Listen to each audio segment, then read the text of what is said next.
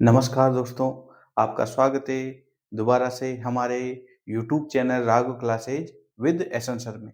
दोस्तों, आज हम पढ़ने जा रहे हैं रेखा गणित। रेखा गणित में हम जो टॉपिक्स लेंगे वह टॉपिक चलने वाले हैं बेसिक मैथमेटिक्स।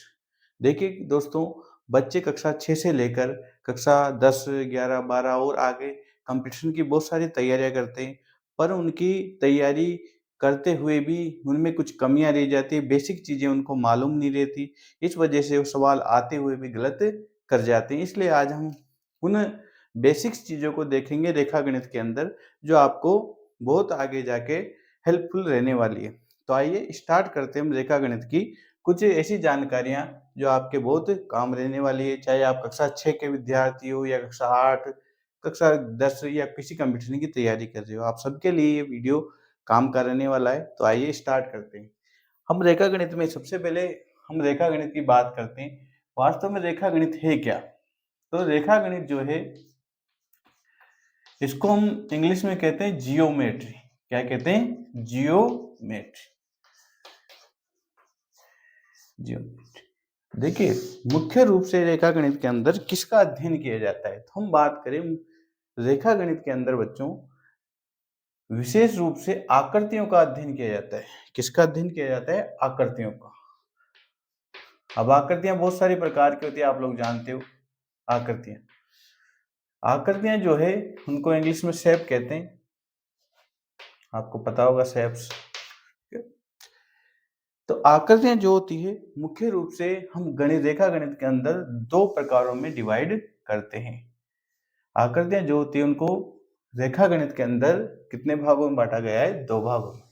देखिएगा दो भाग कौन कौन से। पहले भाग में हम बात करें आकृतियों में, तो इसमें जो आकृतियां आती है वो होती है समतलीय आकृतियां। कौन सी आकृतियां होती है? समतलीय आकृतियां।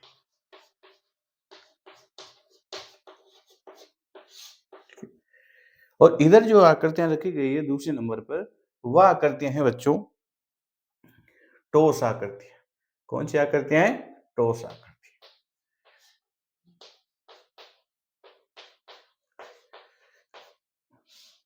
ठोस आकृति। देखिए, समतलीय आकृतियां जो होती है इन्हें हम 2D शेप भी कह सकते हैं, और ये जो ठोस आकृतियां होती है इन्हें हम 3D शेप भी कहते हैं। इसका 2D और 3D का मतलब ये होता है बच्चों, 2D का मतलब ये है कि ये 2 डायमेंशन यानी दो विमीय आकृतियां होती हैं। इनमें कितनी विमाएं होती हैं? दो। और ये 3D आकृतियां जो होती है इनमें तीन विमाएं होती है। देखिए विमा क्या होती है, मैं आपको समझाता हूँ।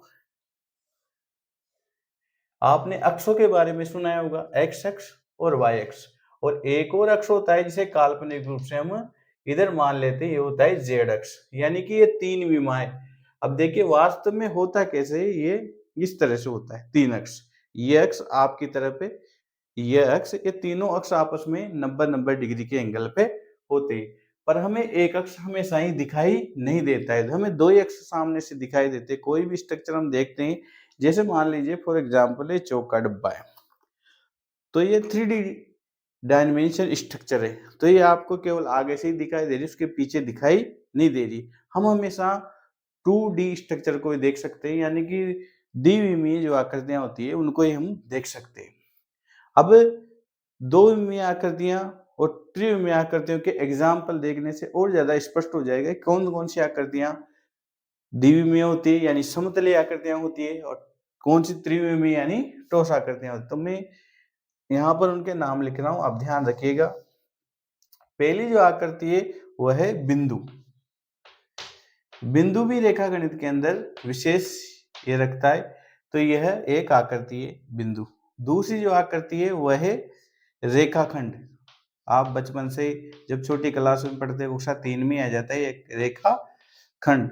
उसके बाद आता है किरण, किरण के बाद आता है रेखा। ऐसा लग रहा होगा आसपास पड़ोस में किसी का नाम है। उसके बाद इन आकृतियों के बाद जो आकृति आती है अगली, वह है त्रिभुज। कौन सी आकृति आती है? त्रिभुज। त्रिभुज भी एक समतलीय आकृति। इसके बाद हम बात करें चतुर्भुज। चतुर्भुज भी एक समतलीय आकृति। इसके बाद हम और भी इसमें आगे बहुभुज, बहुत सारे इसमें बहुभुजों को भी सम्मिलित कर लिया जाता है। जितने भी आगे जिस चतुर्भुज के बाद क्या आएगा, पंचभुज, षटभुज, सप्तभुज, अष्टभुज, जो भी आगे भुज है वो सारे आ जाए। और इसमें लास्ट आकृति है वृत्त, सर्कल जिसे हम इंग्लिश में बोलते हैं वृत्त। वृत्त भी इसी के अंदर सम्मिलित किया जाता है। तो आप देख सकते हो इन आकृतियों को हम कागज पे ड्रॉ कर सकते हैं, कागज पे बना सकते हैं और वो दिखाई देती है। तो ये सारी समतलीय आकृतियां होती है, यानी कि एक प्लेन में इनको बनाया जा सकता है। अब हम बात करें ठोस आकृतियों की, तो ठोस आकृतियों में कौन कौन सी आकृतियों को सम्मिलित किया गया है, तो देखिएगा। पहली आकृति आती है घन, जिसे इंग्लिश में क्यूब कहते हैं। उसके बाद आता है घनाभ, घन, घनाभ, गोला, क्या बोला, गोला, क्या बोला। उसके बाद आता है बेलन। ये रोटी बनाने वाला बेलन नहीं है भाई, ध्यान रखना, बेलन है, सिलेंडर जिसे इंग्लिश में बोलते हैं। बेलन के बाद है शंकु, शंकु, घन, घनाभ, गोला, बेलन, शंकु, प्रिज्म आदि।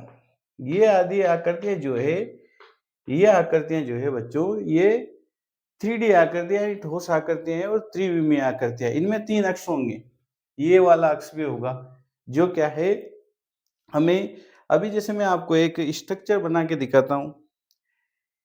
ये एक चतुर्भुज बनाया मैंने यहाँ पर, एक देखना, ये है एक चतुर्भुज बनाया।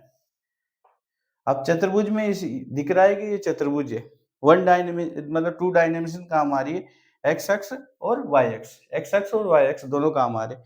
इसमें हम जब किसी घनाभ का डायग्राम बनाते हैं, देखिएगा मैं यहाँ पर घन या घनाभ कोई सा भी एक बना के बताता हूँ आपको। तो इसमें क्या है, इस तरह से दिखेगा कि ये तल से बाहर आ रहा है, तल से क्या हो रहा है, बाहर आ रहा है। इसका जो ये देखिएगा, ये ऐसा लग रहा है कि तल से बाहर आ रहा है, इसके तल से। तो ये जो आकृतियां होती है, ये ठोस आकृतियां होती है, और ये जो आकृतियां होती है समतल। इनके गणित में बहुत अच्छे से स्टडी की जाती है, आगे आप इनके क्षेत्रफल, परिमाप, आयतन वगैरह निकालना सीखोगे। एक बात और बताता हूं मैं आपको, समझिएगा। ये जो मैंने आकृतियां बनाई है, ये त्रिभुज से लेकर ये वृत्त तक, इन आकृतियों में जनरली जो एग्जाम में क्वेश्चन पूछा जाता है, या तो आपसे परिमाप पूछा जाएगा या फिर पूछा जाएगा क्षेत्रफल। इससे संबंधित सवाल आपको ज्यादा मिलेंगे।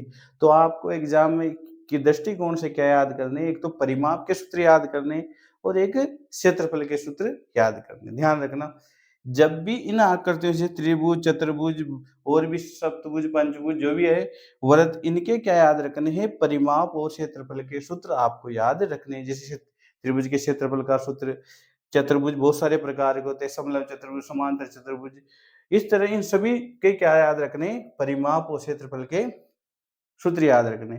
और ये जो आकृतियां इधर, ये सारी जो आकृतियां दे रखी है, इन आकृतियों में आपको ज्यादातर जो एग्जाम में पूछा जाएगा, वो क्या पूछा जाएगा, पृष्ठीय क्षेत्रफल। एक तो पूछा जाएगा पृष्ठीय क्षेत्रफल, और एक चीज पूछी जाएगी आयतन, दूसरी क्या पूछी जाएगी, आयतन। तो आपको क्या याद रखना है इसमें, एक तो पृष्ठीय क्षेत्रफलों के सूत्र याद रखने इनके, और एक आयतनों के सूत्र याद रखने। तो आपको इजी हो जाएगा सवाल करना अगर ये चीजें याद है तो ध्यान रखना, इनमें आपको क्या याद रखना है, पृष्ठीय क्षेत्रफलों के सूत्र और आयतन के सूत्र, और इनमें क्या याद रखना है, परिमाप और क्षेत्रफल के सूत्र। मैं एक एक करके इन आकृतियों को डिस्क्राइब करूंगा, मतलब अच्छे से समझाऊंगा। परंतु क्या है कि जब वीडियो बनाया जाता है तो वीडियो लंबा हो जाता है, इस वजह से लोग देखते नहीं, या फिर बच्चे भी इंटरेस्ट नहीं लेते। तो शॉर्ट में बनाया है, तो आपको समझ में आ गया होगा कि रेखा गणित, जो ज्योमेट्री जिसे इंग्लिश में बोलते हैं, आकृतियां इनके अंदर स्टडी की जाती है, पढ़ी जाती है।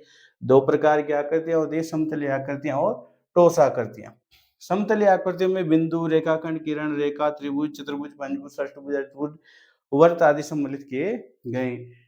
और ठोस आकृतियों में हम बात करें तो ठोस आकृतियों में घन, घनाभ, गोला, शंकु, बेलन आदि सम्मिलित किए गए।